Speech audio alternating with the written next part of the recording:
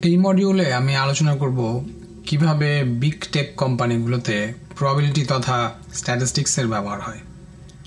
Particularly আমি Google, মেটা এবং Amazon কিভাবে এগুলো ব্যবহার করে তার কয়েকটা উদাহরণ দেওয়ার চেষ্টা করব। তবে এটা যে কোনো বিগ টেক কোম্পানিতেই অ্যাপ্লিকেবল। বিগ টেক কোম্পানিগুলো প্রতিনিয়ত তাদের ডিসিশন মেকিংয়ের জন্য ডেটা ব্যবহার করে, অর্থাৎ এরা হচ্ছে ডেটা ড্রিভেন ডিসিশন মেক করে। ওকে, তো এইখানেই স্ট্যাটিস্টিক্স তথা প্রবাবিলিটির ব্যবহার হয় ব্যাপকভাবে, এত ব্যাপক যে আমরা এটা অনেক সময় জানি না দেখে মনে হয় যে ও এরা আবার স্ট্যাটিস্টিক্স ব্যবহার করে। এই মডিউলে আমি এই বিষয়টাই আলোচনা করব যে প্রবাবিলিটি থিওরি এবং প্রবাবিলিটি এবং স্ট্যাটিস্টিক্স, ট্রেডিশনাল ক্লাসিক্যাল স্ট্যাটিস্টিক্স কিভাবে এই মেজর টেক কোম্পানিগুলো প্রতিনিয়ত ব্যবহার করে ডেইলি। প্রশ্ন হচ্ছে কোথায় তারা এই স্ট্যাটিস্টিক্স বা প্রবাবিলিটির ব্যবহার করে। যেমনটা আগে উল্লেখ করেছি, ডিসিশন মেকিংয়ে, কোনো একটা ডিসিশন মেকিংয়ের জন্যেই তারা এই টেকনিক বা এই মেথডোলজি ফলো করে। নাও আপনি হয়তো ভাবতে পারেন কি ধরনের সেই decision, what is that decision. Simple উদাহরণ হচ্ছে, ধরেন একটা কোম্পানি, ধরেন মেটা বা ফেসবুক, তাদের যে প্রোডাক্ট তারা কি চায়, আসলে আলটিমেটলি কি চায়? আলটিমেটলি চায় তাদের প্ল্যাটফর্মে বেশি ইউজাররা বেশি সময় এনগেজড থাকুক, এটাকে বলে ইউজার এনগেজমেন্ট। ওকে, তো এইটার জন্য যা যা করা লাগে তারা সেটা করে, মানে তাদের কর্মকাণ্ডের সব কিছুই এই উদ্দেশ্যকে ঘিরে। আরও অনেক উদ্দেশ্য আছে, বাট মোটা দাগে ওভারঅল এটাই হচ্ছে মূল উদ্দেশ্য। ওকে, তেমনিভাবে গুগল কি চায়? গুগল চায় আরও বেশি মানুষ তাদের সার্চ ইঞ্জিন ব্যবহার করুক, রাইট? তো সেখানেও তাদের একটা ডিসিশন মেকিংয়ের ব্যাপার আছে, মানে কি করলে মানুষ আরও বেশি বেশি তাদের প্ল্যাটফর্মে থাকবে, মানে গুগল সার্চ ইঞ্জিনের মধ্যেই থাকবে। ওকে, সেটা হলো উদ্দেশ্য। তেমনিভাবে অ্যামাজন, তারা কি চায়? তারা চায় তাদের প্ল্যাটফর্মে মানুষ আরও বেশি সময় থাকুক, মানুষ প্রয়োজনে অপ্রয়োজনে আরও বেশি বেশি তাদের প্ল্যাটফর্ম থেকে কিনুক, তাই না? এই জন্য তারা রেকমেন্ডেশন পাঠায়। দেখবেন যে আপনার ইমেইলে আপনি একটা ওদের অ্যাপে কোনো একটা প্রোডাক্ট সার্চ করেছেন, তার 1-2 দিন পরেই সুন্দর করে একটা ইমেল আসবে যে তুমি যে জিনিসটা সার্চ করতেছিলা সেই রিলেটেড এই জিনিসগুলো পাইছি, তো দেখো তুমি কিনবা কিনা। তো দেখেন এই যে একটা তাদের যে লক্ষ্য যে আপনি আরও প্ল্যাটফর্মে ফিরে যাবেন, গিয়ে কিনবেন, আপনার দেখা যাবে আপনার দরকার নাই কিন্তু আপনি তাও কিনতেছেন, এইটাই কিন্তু ওদের লাভ, এটাই হচ্ছে ওদের উদ্দেশ্য। তেমনিভাবে এরকম প্রত্যেকটা বিগ টেক কোম্পানি এই কাজগুলো করে। ওকে, তো এই যে ডিসিশন মেকিং, মানে ডিসিশন মেকিংটা কি তাহলে? ডিসিশন মেকিংটা হলো যে তারা তাদের প্রোডাক্টটাকে কিভাবে সাজাবে, তাদের প্রোডাক্টটা কিভাবে আপনার কাছে উপস্থাপন করবে, সেই ডিসিশন।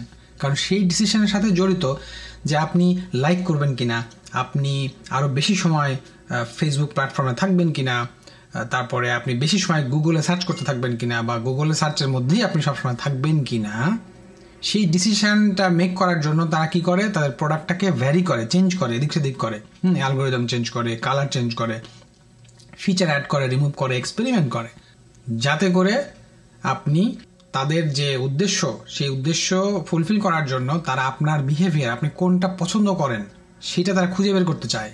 এই হচ্ছে ডিসিশন। এই খুঁজে বের করার পরে দেন দে ডিসাইড করে যে ওকে, তাহলে আমরা এই লাইকের বাটনটায় চেঞ্জ করবো কিনা, বা এই ফিচারটা অ্যাড করবো কিনা, বা এই ফিচারটা রিমুভ করবো কিনা। এই ডিসিশন মেকিংটাই তারা করে। Okay, ultimately this is what they do. এখন এই কাজগুলো করার জন্য ওদের টিমে ডেটা সায়েন্টিস্ট আছে। আগে ওদেরকে বলতো ডিসিশন সায়েন্টিস্ট, এখন ডেটা সায়েন্টিস্ট, সবাইকেই ডেটা সায়েন্টিস্ট বলে, বাট ইন জেনারেল তাদেরকে ডিসিশন সায়েন্টিস্ট হিসেবে বলা হয়। তারা কি করে? They use statistical technique actually and probability theory. Okay, এইটা ব্যবহার করে তারা সেই ডিসিশন মেকিংয়ে সহায়তা করে, যে তারা একটা প্রোডাক্ট চেঞ্জ করলো, এইটাই এখন লঞ্চ করবে কিনা সেটা তারা ডিসাইড করে, সেটা তারা হেল্প করে। ওকে, সো এই ডিসিশন সায়েন্টিস্টের আরও কিছু কাজ আছে, যেমন দে অ্যাসেস রিস্ক। ওকে, সো রিস্ক মানে হলো যে ইটস আ জেনারেল টার্ম, মানে হলো যে তারা কোনো কিছুর লাইকলিহুড, দ্য চান্স, প্রবাবিলিটি, সেটা তারা বের করে। It could be loss, potential loss, it could be a reward, মানে এটা বেনিফিশিয়াল অথবা নেগেটিভলি বেনিফিশিয়াল, বা ইটস এ লস প্রজেক্ট অথবা প্রফিটেবল প্রজেক্ট, সেটাই হচ্ছে ইন জেনারেল রিস্ক, তারা রিস্ক হিসেবে বলে। তারপরে হচ্ছে যে তারা হাইপোথিসিস টেস্ট করে, তাদের হাইপোথিসিস থাকে, মানে হলো যে তারা একটা কিছু মনে করে যে আচ্ছা ঠিক আছে, এই বাটনটা যদি এরকম করে দেই তাহলে হয়তো বেশি ইউজার এনগেজড হবে, এটি হলো হাইপোথিসিস। ওকে, সো এরকম অসংখ্য হাইপোথিসিস আছে, বিভিন্ন প্রোডাক্টের জন্য বিভিন্ন রকম হাইপোথিসিস থাকে, তা প্রতিনিয়ত এরকম হান্ড্রেডস অফ হাইপোথিসিস তারা টেস্ট করে। Okay, then they also want to predict outcome, right? So ওরা একটা চেঞ্জ করলে কী ধরনের রেজাল্ট আসতে পারে সেটা তারা আগে থেকেই প্রেডিক্ট করতে চায়। তো এই ধরনের সবগুলো কাজই এই ডিসিশন সায়েন্টিস্ট বা ডেটা সায়েন্টিস্ট বা মেশিন লার্নিং ইঞ্জিনিয়ার তারা একসাথে মিলে এই কাজগুলো করে। ওকে, নাও এই কাজগুলো করার জন্য, এই যে ডিসিশন মেকিংটা করার জন্য একটা প্রধান একটা এক্সপেরিমেন্টেশন তারা করে। ওকে, এক ধরনের এক্সপেরিমেন্ট করে। এই এক্সপেরিমেন্টটাকে ইন্ডাস্ট্রিতে বলে A/B টেস্টিং, হেলথ কেয়ার সায়েন্সে বলে হচ্ছে র্যান্ডমাইজড কন্ট্রোল ট্রায়াল। ওকে, সো A/B টেস্টিং হচ্ছে এই cornerstone of data driven decision making. Basically তারা কি করে, একটা জিনিসের ধরেন দুইটা ভার্সন তৈরি করে, A এবং B। ওকে, অনেকগুলো হতে পারে, আরও ভার্সন হতে পারে, বাট ইন জেনারেল তারা দুটো ভার্সন করে তারা টেস্ট করে, ইউজারের কাছে পাঠিয়ে দেয়। এখন ইউজাররা কোনটা লাইক করলো সেটা ডিসিশন মেক করবে স্ট্যাটিস্টিক্যাল টেকনিক ব্যবহার করে, পিওর স্ট্যাটিস্টিক্যাল টেকনিক। ওকে, সেটা ব্যবহার করবে। That is the A/B testing এবং that's the procedure behind it, statistics and probability. Okay, so আপনারা যারা এই কোর্সটা এনরোল করেছেন এবং স্ট্যাটিস্টিক্স এবং প্রবাবিলিটি শিখছেন, এবং যারা এখনও মোটিভেটেড না যে ও আচ্ছা এগুলো তো সব পুরনো জিনিস, এগুলো কে ইউজ করে, they use করে। Okay, they use it daily, alright? So যেমনটা বললাম যে এই probability it plays a crucial role, fundamental role. Okay, so এখানে আবার হাইপোথিসিস ফর্মুলেশন এবং স্যাম্পল সাইজ ডিটারমিনেশন, মানে হলো যে আপনার কতজন ইউজারকে এই এক্সপেরিমেন্টে অংশ নিতে হবে সেটাও কিন্তু স্ট্যাটিস্টিক্সের ব্যাপার, মানে স্ট্যাটিস্টিক্যালি গ্রাউন্ডেড, মানে স্ট্যাটিস্টিক্যাল মেথোডোলজি ব্যবহার করে তারা ডিসাইড করবে যে আসলে কতজন ইন্ডিভিজুয়াল বা ইউজারকে এই এক্সপেরিমেন্টে অংশ নিতে হবে যাতে করে তারা একটা ডিসিশন নিতে পারে।